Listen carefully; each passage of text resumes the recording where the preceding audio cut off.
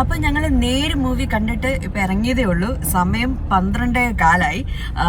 ശരിക്കും പറഞ്ഞ ഇന്ന് ഫസ്റ്റ് ഡേ ആയതുകൊണ്ട് തന്നെ എല്ലായിടത്തും റഷാണ്. ഒരുമാതിരിപ്പെട്ട എല്ലാ തിയേറ്ററിലും ഫുള്ളായിരുന്നു. അപ്പൊ ഞങ്ങൾ കളിക്കാവിള വന്നാണ് സിനിമ കണ്ടത്. ശരിക്കും പറഞ്ഞ ഞങ്ങൾക്ക് ഭയങ്കരമായിട്ട് ഇഷ്ടപ്പെട്ടു. സമയം പോയത് അറിഞ്ഞതേ ഇല്ല. ഒട്ടും തന്നെ ലാഗോ ബോറോ ഒരു കാര്യം പോലും ഇല്ലായിരുന്നു.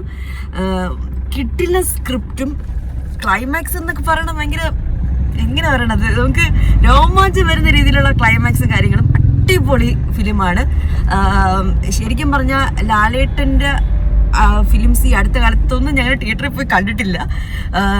അപ്പം ഇതൊരു ശരിക്കും പറഞ്ഞാൽ എന്താ പറയുന്നത്, നമ്മുടെ പഴയ ലാലേട്ടനെ കാണാൻ പറ്റിയതുപോലത്തെ ഒരു സന്തോഷമുണ്ട് ശരിക്കും പറഞ്ഞാൽ. അതുപോലെ അനശ്വരയുടെ അഭിനയം അത് എടുത്ത് പറയേണ്ട ഒരു കാര്യമായിട്ട് എനിക്ക് പറയണം തോന്നി. കാരണം നന്നായിട്ട് ആ കുട്ടി അഭിനയിച്ചിട്ടുണ്ട്.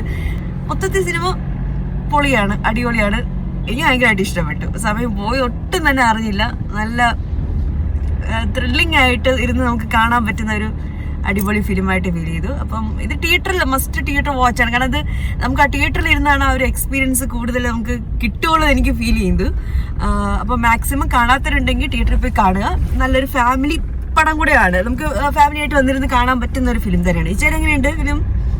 സൂപ്പർ, ഗംഭീര പടം. ഭയങ്കര സ്ക്രിപ്റ്റ്, എനിക്ക് ഭയങ്കര സ്ക്രിപ്റ്റിലാണ് ഭയങ്കര മൈന്യൂട്ട്. ജിത്തു ജോസഫിന്റെ സിനിമ നമുക്ക് ഓൾറെഡി അറിയാം. ഭയങ്കര മൈന്യൂട്ടായിട്ടുള്ള കാര്യങ്ങൾ പോലും സ്ക്രിപ്റ്റിൽ ആ എഴുതി നന്നായിട്ട് ഡയറക്റ്റ് ചെയ്യും.